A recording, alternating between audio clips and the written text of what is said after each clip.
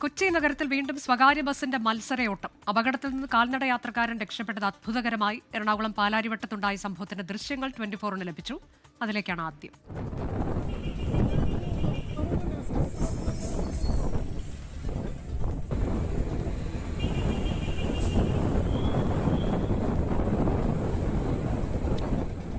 റാഫി കരീം വിവരങ്ങളുമായി. റാഫി, നമ്മൾ തന്നെ എത്രയോ തവണ ഇതിനു മുൻപ് റിപ്പോർട്ട് ചെയ്തിട്ടുള്ളതാണ്. അപകടങ്ങൾ, മരണങ്ങൾ സംഭവിച്ചിട്ടുള്ളതാണ്. ഹൈക്കോടതി ഇടപെട്ടിട്ടുള്ളതാണ്. വീണ്ടും ഇത് സംഭവിക്കുകയാണ്, തുടർച്ചയായി സംഭവിച്ചുകൊണ്ടേയിരിക്കുന്നു. ഇവിടെ ഇപ്പോൾ കാൽനട യാത്രക്കാരന് പരുക്കൊന്നും പറ്റിയിട്ടില്ല, അത്ഭുതകരമായി രക്ഷപ്പെട്ടിട്ടുണ്ട്.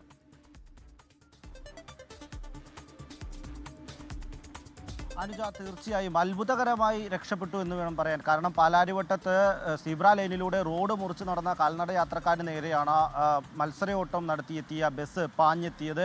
മറ്റൊരു ബസ്സിനെ ഓവർടേക്ക് ചെയ്തെത്തുന്നതിനിടെയാണ് ഇയാൾ മുന്നിലേക്ക് വരുന്നത്. ഇതേസമയം ഇയാൾ പെട്ടെന്ന് നിന്നതിനാലാണ് ഇത്തരത്തിൽ രക്ഷപ്പെട്ടത്.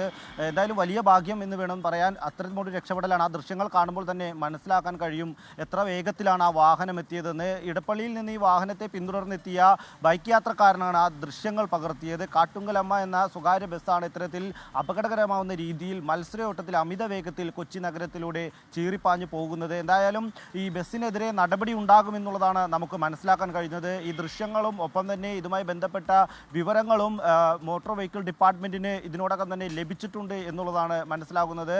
വരും ദിവസങ്ങളിൽ ഈ ദൃശ്യങ്ങളടക്കം പരിശോധിച്ചതിന് ശേഷം മോട്ടോർ വെഹിക്കിൾ ഡിപ്പാർട്ട്മെൻറ്റ് നടപടിയെടുക്കുമെന്നുള്ളതാണ് നമുക്ക് ലഭിക്കുന്ന വിവരം. ശരി, കൊച്ചി നഗരത്തിൽ സ്വകാര്യ ബസ്സിന്റെ മത്സരയോട്ടം അത് തുടർക്കഥയാവുകയാണ്. ഏറ്റവും പുതിയ ദൃശ്യങ്ങളാണ് ഇപ്പോൾ പ്രേക്ഷകർ കണ്ടത്. റാഫി കരീമാണ് വിവരങ്ങൾ നൽകിയത്.